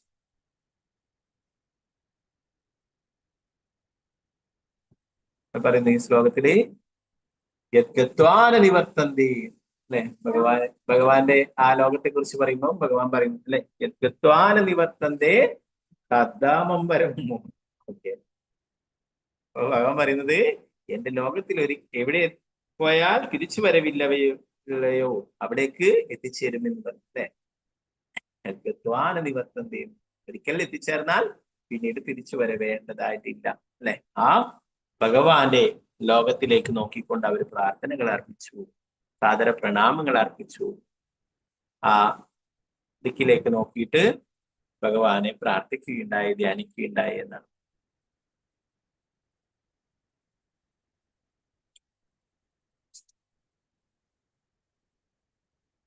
പരമദിവ്യപുരുഷനായ ഭഗവാൻ, അദ്ദേഹത്തിന്റെ ബ്രഹ്മം, പരമാത്മാവ് എന്നീ സവിശേഷതകളിൽ എല്ലായിടത്തും എല്ലാ ദിശയിലും ഓരോ ഹൃദയത്തിലും ഓരോ പരമാണുവിലും സ്ഥിതി ചെയ്യുന്നു. എങ്കിൽ തസ്യ കാഷ്ടായി ഹരി സ്ഥിതി ചെയ്യുന്ന ദിശയിലേക്ക് എന്ന് പറയുന്നതിന്റെ ലക്ഷ്യം എന്താണ്? ഹിരണ്യകശിപുവിന്റെ കാലത്ത് അയാളുടെ സ്വാധീനം എല്ലായിടത്തും ഉണ്ടായിരുന്നെങ്കിലും പരമദിവ്യോത്തമകൃഷ്ണനായ ഭഗവാൻ അവിടുത്തെ ലീലകൾ ആടിയിടുന്ന സ്ഥലങ്ങളിൽ അവന് സ്വാധീനം ചെലുത്താൻ കഴിഞ്ഞിരുന്നില്ല. ഉദാഹരണത്തിന് ഭൂമിയിൽ വൃന്ദാവനം, അയോധ്യ തുടങ്ങിയ ധാമങ്ങൾ എന്ന് വിളിക്കപ്പെടുന്ന അത്തരം സ്ഥലങ്ങളുണ്ട്. ധാമത്തിൽ കലിയുഗത്തിന്റെയോ ഏതെങ്കിലും അസുരന്റെയോ സ്വാധീനം ഉണ്ടാവില്ല. ഒരുവൻ അത്തരം ഒരു ധാമത്തിൽ ശരണം നേടുന്ന വർഷം ഭഗവത് ആരാധന സുഗമമാവും. തൽഫലമായി വളരെ വേഗം ആധ്യാത്മിക പുരോഗതി കൈവരുകയും ചെയ്യും. വാസ്തവത്തിൽ ഇന്ത്യയിൽ ആധ്യാത്മിക കർമ്മങ്ങളുടെ ഫലങ്ങൾ വളരെ വേഗം പ്രാപ്തമാക്കുന്നതിന് ഒരുവൻ വൃന്ദാവനത്തിലും അതുപോലുള്ള സ്ഥലങ്ങളിലും പോകേണ്ടത്. വൃന്ദാവനത്തിൽ ഭാഗവത്തിലെ ധാരാളം ഭക്തന്മാര് വൃന്ദാവനത്തിലാണ്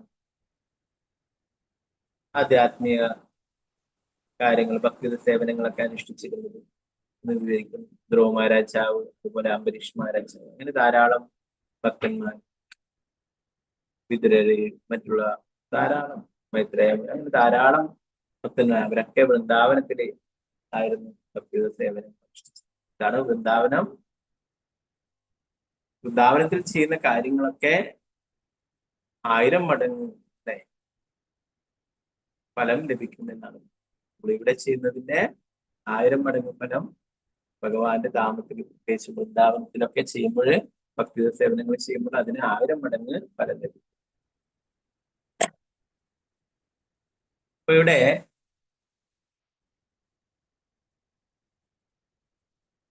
കലിയുഗത്തിന്റെ ആ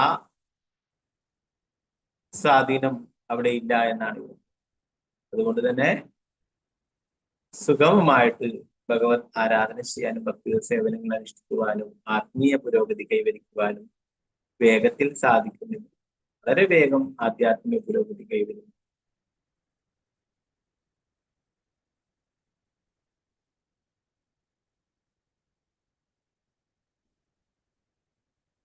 അപ്പോ അതുകൊണ്ട് തന്നെ വൃന്ദാവനത്തിൽ ധാരാളം ഭക്തന്മാര് അല്ലെ അവിടെ പോയിട്ട് ഭക്തി സേവനം.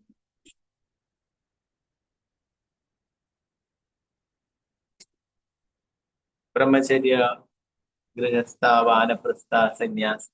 അപ്പൊ വാനപ്രസ്ഥ ആശ്രമം, തീർത്ഥസ്ഥലങ്ങളെ സന്ദർശിക്കും. ഇപ്പോ വാനപ്രസ്ഥ ആശ്രമത്തിലേക്ക് കടക്കുമ്പോഴെന്താണ്, വൃന്ദാവനത്തിൽ പോയിട്ട് അവിടെ ഭക്തി സേവനങ്ങൾ അനുഷ്ഠിക്കുന്നു, ഭഗവാന്റെ നാമം കീർത്തനങ്ങൾ ചെയ്യുന്നു, മറ്റുള്ള ഭക്തി സേവനങ്ങൾ അനുഷ്ഠിക്കുന്നു. അതിനെന്താണ്, ഇവിടെ ചെയ്യുന്നതിന്റെ 1000 മടങ്ങ് ഫലം ലഭിക്കും. ഒരു 50 വയസ്സൊക്കെ കഴിഞ്ഞു കഴിഞ്ഞാൽ വാനപ്രസ്ഥ ആശ്രമം സ്വീകരിക്കണം.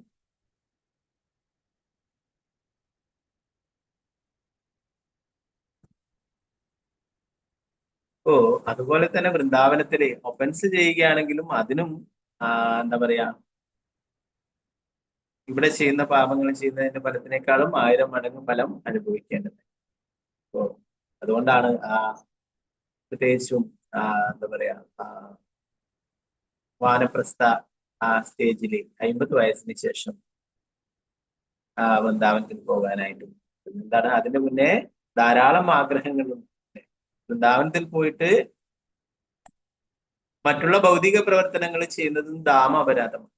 അവിടെ പോയിട്ട് ബിസിനസ് ചെയ്യുന്നതും മറ്റുള്ള ഭൗതിക കാര്യങ്ങൾ ചെയ്യുന്നതും ഇതൊക്കെ എന്താണ്? ധാമ അപരാധമാണ്. വൃന്ദാവൻ ധാമം എന്തിനു വേണ്ടിയിട്ടാണ്?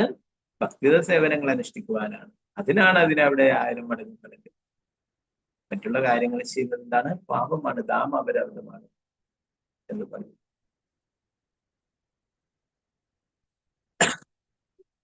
അപ്പൊ ഇവിടെ ഹിരണ്യകശിപുവിന്റെ സ്വാധീനം ഉണ്ടായിരുന്നില്ല എന്ന് പറഞ്ഞിങ്ങനെയുള്ള ഭഗവാന്റെ ദിവ്യധാമുകളിൽ. ധാമുകൾ എന്ന് പറയുന്നത് എന്താണ്?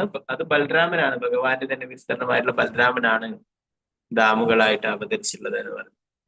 ഭഗവാന് ലീലകൾ ചെയ്യാനായിട്ട് ബലരാമൻ തന്നെയാണ് വിസ്തരിച്ചിട്ട് ആ ഭഗവത് ധാമുകളായി അവതരിച്ചത്.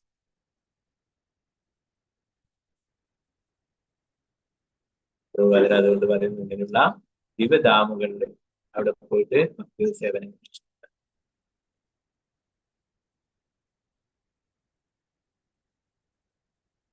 24ാമത്തെ ശ്ലോകത്തിൽ പറയുന്നു, അപ്പോൾ അവിടെ ഭൗതിക നേത്രങ്ങൾക്ക് അദൃശ്യനായൊരു വ്യക്തി നിന്ന പോലെ അതീന്ദ്രിയമായ ഒരു അശരീരി കേട്ടു മേഘഗർജനത്തിന്റെ ഗാംഭീര്യം ഉണ്ടായിരുന്ന ആ സ്വരം സർവ്വഭയങ്ങളുമായിട്ട് പ്രോത്സാഹനം പകരുന്നുണ്ടായിരുന്നു. ആ ഭഗവാനെ പ്രാർത്ഥിച്ചുകൊണ്ട് ആ ദിക്കിലേക്ക് നോക്കിയിട്ട് പ്രാർത്ഥിക്കുകയുണ്ടായി. അതിന്റെ ഫലമായിട്ട് ഭഗവാൻ ആ പ്രാർത്ഥനകൾ കേൾക്കുകയും അവർക്ക് ഭഗവാന്റെ ശബ്ദം കേൾക്കാനായിട്ട് സാധിച്ചു എന്നാണ്. അദൃശ്യമായിട്ടൊരു അശരീരി കേട്ടു എന്നാണ്.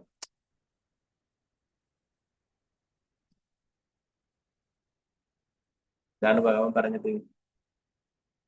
25-26 ശ്ലോകങ്ങളിൽ പറഞ്ഞു. ഭഗവാന്റെ ശബ്ദം ഈ വിധം സ്പന്ദിച്ചു, അല്ലയോ പണ്ഡിത ശ്രേഷ്ഠരെ, ഭയപ്പെടരുത്, ഞാൻ നിങ്ങൾക്ക് സർവ്വ സൗഭാഗ്യങ്ങളും നേരുന്നു. എന്നെ കുറിച്ചുള്ള ശ്രവണ കീർത്തനങ്ങളിലൂടെ എന്റെ ഭക്തരായിത്തീരൂ. ഇവ ജീവരാശികൾക്ക് സർവശ്രേയസ്സും നൽകുന്നു. ഹിരണ്യകശിപുവിന്റെ ദുഷ്ടപ്രവൃത്തികൾ ഞാൻ അറിയുന്നു. തീർച്ചയായും ഞാൻ അവ അവസാനിപ്പിക്കും. ദയവായി അതുവരെ ക്ഷമയോടെ കാത്തിരിക്കും. ഞാൻ പറയുന്നു, ഞാൻ ഇതൊക്കെ കാണുന്നുണ്ട്. ഹിരണ്യകശിപു എന്തൊക്കെ ചെയ്യുന്നുണ്ട് ഇതൊക്കെ ഞാൻ അറിയുന്നുണ്ട്, കാണുന്നുണ്ട്. അടുത്ത് തന്നെ ഞാൻ അവന്റെ ഈ ദ്രോഹ പ്രവൃത്തികളൊക്കെ അവസാനിപ്പിക്കും. ദയവായി അതുവരെ ക്ഷമയോടെ കാത്തിരിക്കുവാനായിട്ടാണ് പറയുന്നത്. അതുവരെ നിങ്ങൾ എന്താ ചെയ്യേണ്ടത്? ശ്രവണ കീർത്തനങ്ങളിലൂടെ എന്റെ ഭക്തരായി തീരും. എന്നെ എപ്പോഴും എന്നെക്കുറിച്ച് കേൾക്കുകയും എന്നെക്കുറിച്ച് കീർത്തിക്കുകയൊക്കെ ചെയ്യാനായിട്ട് പറഞ്ഞു. ഭഗവതരായന്റെ ഭാവത്തിൽ പറയുന്നു, ചിലപ്പോൾ ആളുകൾക്ക് ഈശ്വരനെ ദർശിക്കുവാൻ അതിയായ ആകാംക്ഷ ഉണ്ടാകാറുണ്ട്. ഈ ശ്ലോകത്തിലെ മദ്ദർശനം, എന്നെ കാണുന്നത് എന്ന വാക്ക് പരിഗണിക്കുമ്പോൾ ഒരുവൻ ഭഗവത്ഗീതയിൽ ഭഗവാൻ പറയുന്ന ഈ വാക്കുകൾ ശ്രദ്ധിക്കണം. ഭക്ത്യാമാം അഭിജാനാതി.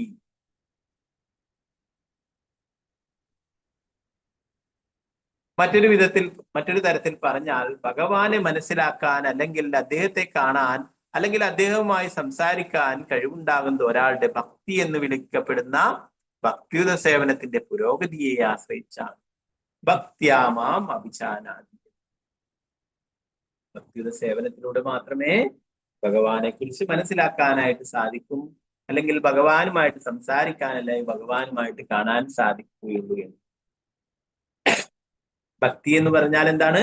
ഭക്തിയുത സേവനമാണ് പ്രഭുപാദരുടെ വിശദീകരിക്കും. സാധാരണ എല്ലാവരും ഭക്തി എന്ന് പറഞ്ഞിട്ട് പ്രാർത്ഥിക്കുക, അമ്പലത്തിൽ പോവുക, അല്ലെ, കൊട്ടൊക്കെ തൊടുക, ഇതൊക്കെ ആണ് ഭക്തി. അത് ഭക്തി തന്നെയാണ്. എന്നാൽ കുറച്ചുകൂടി നമ്മുടെ ആത്മാർത്ഥതയോടെ ഭക്തിയുത സേവനങ്ങൾ ഭഗവാനെ കുറിച്ചിട്ട് നേരത്തെ പറഞ്ഞിട്ടുള്ള 9 കാര്യങ്ങളെ ശ്രവണം, കീർത്തനം, വിഷ്ണു സ്മരണം, പാദസേവനം, അർച്ചനം, വന്ദനം, ദാസ്യം, സാഖ്യം, ആത്മനിവേദനം നമ്മൾ ഡീറ്റെയിൽ ആയിട്ട് പഠിക്കുന്നുണ്ട് ഈ 7ാം സ്കന്ധത്തിൽ. അപ്പോ അതുകൊണ്ട് തന്നെ നമ്മുടെ ഭക്തിയുത സേവനങ്ങൾക്ക് ഇതിന്റെ പുരോഗതി ആശ്രയിച്ചിട്ടാണ് ഭഗവാന്റെ കാരുണ്യം ലഭിക്കുക. ഭക്തിയുത സേവനത്തില് പുരോഗതി നേടേണ്ടെങ്കിൽ എന്താണ് പ്രഭുപാദർ പറയുന്നത്? നമ്മളെ എത്രമാത്രം സിൻസിയർ ആയിട്ട് ഭക്തിയുത സേവനങ്ങൾ അനുഷ്ഠിക്കുന്നോ അതിനനുസരിച്ചിട്ട് ആത്മീയ പുരോഗതി നമുക്ക് ഉണ്ടാകും.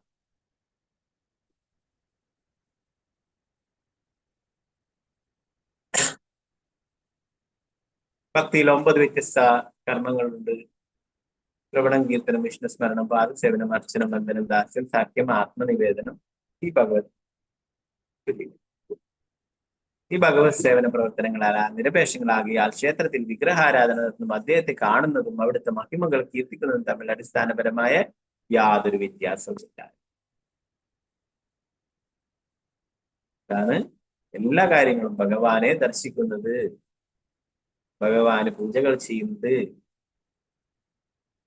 ഭഗവാന്റെ ഗുണഗണങ്ങൾ കീർത്തിക്കുന്നത്, ഭഗവാന്റെ മഹിമകൾ കീർത്തിക്കുന്നത്, ഇതൊക്കെ ഒരുപോലെ തന്നെയാണ്. ഭഗവാനെ നേരിട്ട് കാണുന്നത് പോലെ തന്നെയാണ്. വിഗ്രഹത്തിന് നമ്മൾ പൂജകൾ സമർപ്പിക്കുന്നത് ആർക്കാണ്? ഭഗവാന് നേരിട്ട് സമർപ്പിക്കുന്നത്. ഭഗവാൻ സച്ചിദാനന്ദമയനാണ്. സച്ചിദാനന്ദ വിഗ്രഹ ഈശ്വര പരമാകൃഷ്ണ സച്ചിദാനന്ദനാണ്. സച്ചിദാനന്ദ. ആ ഭഗവാനെ ദർശിക്കുവാനായിട്ട് നമുക്ക് നമ്മുടെ ഈ ഭൗതികമായിട്ടുള്ള നേത്രങ്ങൾ കൊണ്ട്, ചർമ്മചക്ഷുഷ കൊണ്ട് നമുക്ക് സാധിക്കില്ല. അതുകൊണ്ട് നമുക്ക് ഈ ഭൗതികമായിട്ടുള്ള കണ്ണുകൾ കൊണ്ട് നമുക്ക് എന്തൊക്കെ വസ്തുക്കൾ കാണാൻ പറ്റുമോ അതിൽ ഭഗവാൻ അവതരിക്കുന്നു, നമ്മോട് കാരുണ്യം കാണിക്കുവാനായിട്ട്. ഭഗവാന്റെ ആ അതീന്ദ്രിയ രൂപം നമുക്ക് കാണാൻ സാധിക്കാത്തത് കൊണ്ട് എന്താണ്? ഭഗവാൻ നമുക്ക് കാണാൻ പറ്റുന്ന വസ്തുവിൽ അവതരിക്കുന്നു. അല്ലെ, മരത്തിൽ ഭഗവാൻ അവതരിക്കുന്നു ദാരുബ്രഹ്മനായിട്ട്. അതുപോലെ ശിലയില്, അല്ലെ, മറ്റു ലോഹങ്ങളില്, ചിത്രങ്ങളിലൂടെ, അല്ലെ, ഇങ്ങനെയൊക്കെ ഭഗവാൻ അവതരിക്കുന്നു. അർച്ചാമൂർത്തിയായിട്ട് നമുക്ക് നമ്മുടെ മുന്നിൽ അവതരിക്കുന്നു, നമുക്ക് നമ്മുടെ സേവനങ്ങൾ സ്വീകരിക്കുന്നു ഭഗവാൻ. അത് സാക്ഷാൽ ഭഗവാൻ തന്നെയാണ്. അല്ലെ, പ്രതിമാനഹിതു സാക്ഷാൽ രചേന്ദ്രനന്ദൻ. ആ സാക്ഷി ഗോപാല് നമ്മൾ പഠിച്ചു. എന്താ പറയുന്നത്? ആ ബ്രാഹ്മണക്കുട്ടി പറയുന്നു, അങ്ങേക്ക് സംസാരിക്കാൻ സാധിക്കുമെങ്കിൽ എന്താണ്? അങ്ങേക്ക് നടക്കാനും സാധിക്കും. എന്റെ കൂടെ ജഗന്നാഥപുരിയിൽ വരെ വന്നിട്ട് സാക്ഷി പറയണം പറയും. അപ്പോ ആ വിഗ്രഹം എന്ന് പറയുന്നത് അത് സാക്ഷാൽ ഭഗവാൻ തന്നെയാണ്. നമ്മൾ എത്രമാത്രം വിശ്വാസത്തോടെ ഭക്തിയോടെ സേവനങ്ങൾ അനുഷ്ഠിക്കുന്നുവോ അതിനനുസരിച്ചിട്ട് ആ ഭഗവാനും നമ്മോട് കാരുണ്യം കാണും.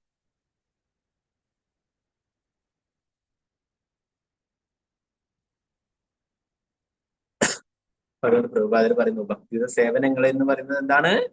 ഭഗവാനെ നേരിട്ട് കാണുന്നതിന് തുല്യം തന്നെയാണ്, അത് വ്യത്യാസമില്ല എന്നാണ്.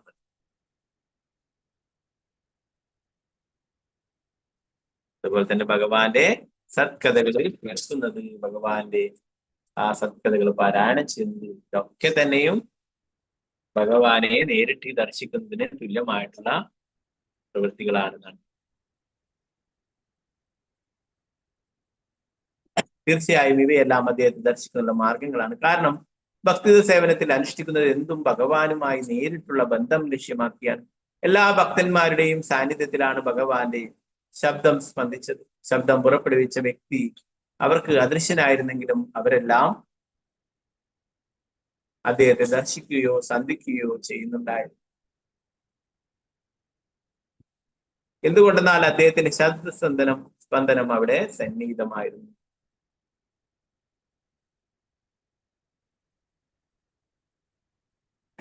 ഭഗവാൻ അവരോട് സംസാരിച്ചു, എന്നാൽ അവർക്ക് ഭഗവാനെ കാണാൻ സാധിച്ചില്ലെങ്കിലും അവർക്ക് ആ ഭഗവാന്റെ ശബ്ദസ്പന്ദനം കൊണ്ട് തന്നെ അവർക്ക് ആ ഭഗവാന്റെ സാന്നിധ്യം അനുഭവപ്പെട്ടു എന്നാണ്.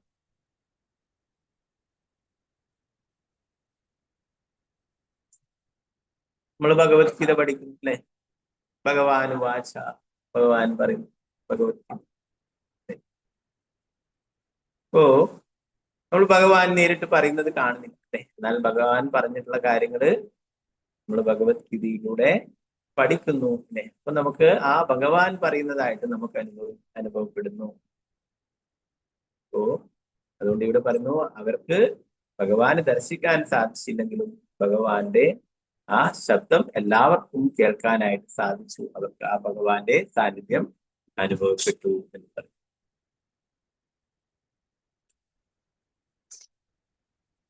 അവരെല്ലാം അദ്ദേഹത്തിന് പ്രാർത്ഥനകൾ സമർപ്പിക്കുകയായിരുന്നു.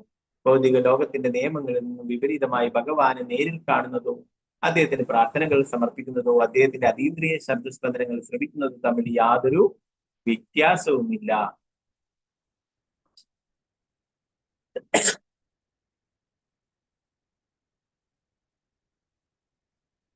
പരിശുദ്ധ ഭക്തന്മാർ അതിനാൽ ഭഗവാനെ സ്തുതിക്കുന്നതിലൂടെ അതീവ സംതൃപ്തരാക്കുന്നു. ഇതിനെ കീർത്തനമെന്ന് വിളിക്കുന്നു.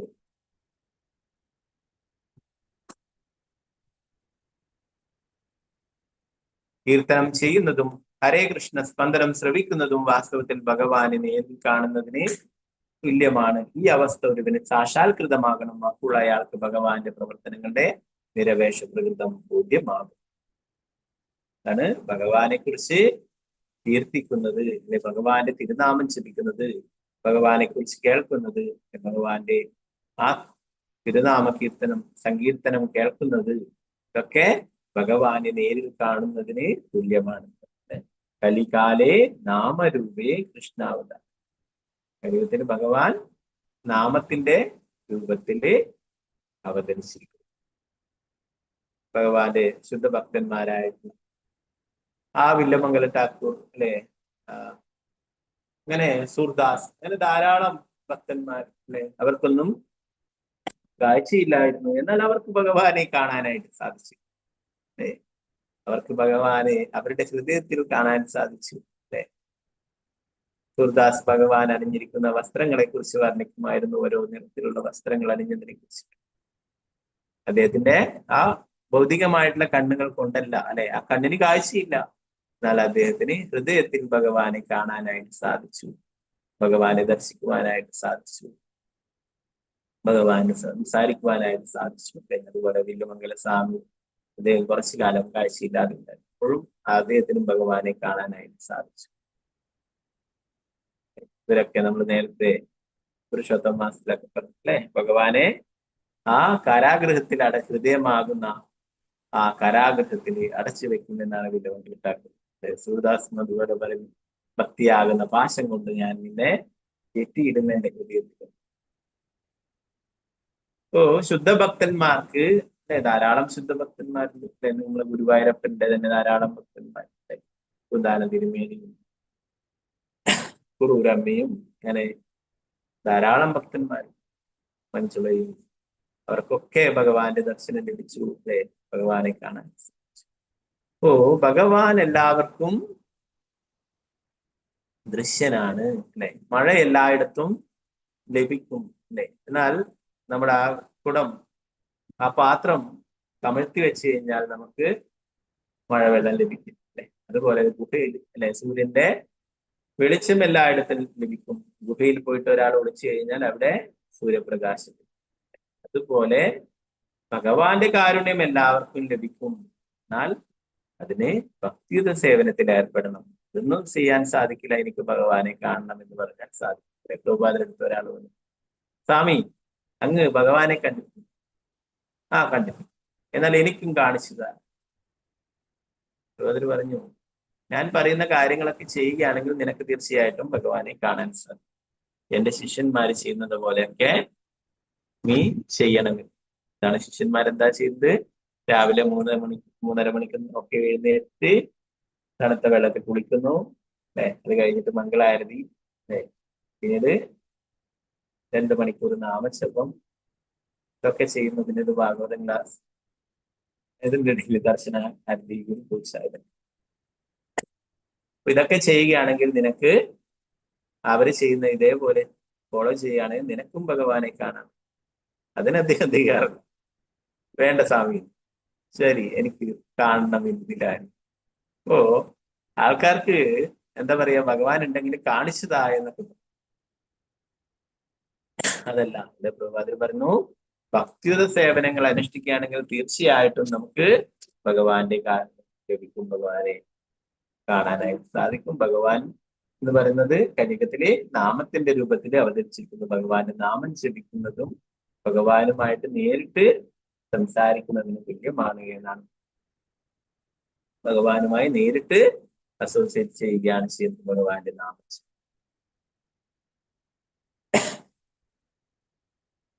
അതുകൊണ്ട്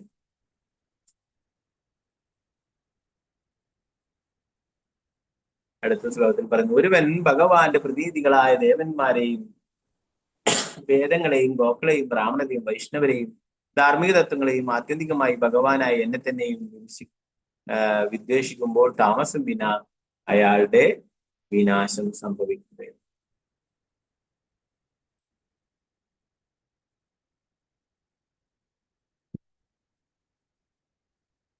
ഇപ്പൊ ഭഗവാന് പ്രിയപ്പെട്ടവരാണ് ബ്രാഹ്മണരും ഗോക്കളും ഒക്കെ നേരത്തെ പറഞ്ഞു അല്ലെ, ഭഗവാന്റെ ഭക്തന്മാരും എല്ലാം തന്നെ. അപ്പോ ഇവരെയൊക്കെ ദ്രോഹിക്കുമ്പോൾ തീർച്ചയായിട്ടും അയാളുടെ സമയം അടുത്തു അല്ലെ. ഹിരണ്യകശിപു ഇങ്ങനെ എല്ലാവരെയും ദ്രോഹിക്കുകയാണ് ചെയ്യുന്നത് അല്ലെ. അപ്പൊ അതുകൊണ്ട് തന്നെ അടുത്ത് തന്നെ ഹിരണ്യകശിപുവിന് നാശമുണ്ടാവുമെന്നാണ് ഭഗവാൻ പറയുന്നത്. അടുത്ത ശ്ലോകത്തിൽ പറയുന്നത് നമുക്ക് നാളെ എടുക്കാം. ഹിരണ്യകശിപു സ്വപുത്രനും മഹാഭക്തനും പ്രശാന്തനും ശത്രുക്കളില്ലാത്തവരുമായ പ്രഹ്ലാദനെ പീഡിപ്പിക്കുമ്പോൾ ബ്രഹ്മാവ് നൽകിയിട്ടുള്ള വരങ്ങളുണ്ടെങ്കിലും ഹിരണ്യകശിപുവിനെ ഞാൻ മതിക്കും. അപ്പൊ ഹിരണ്യകശിപുവിനെ എത്രത്തോളം ദ്രോഹങ്ങൾ ചെയ്യുന്നു എന്നുള്ളത് ഭഗവാൻ കാണുന്നുണ്ട്. അപ്പോ അല്പം നിങ്ങൾ ക്ഷമിക്കുക എന്നാണ്.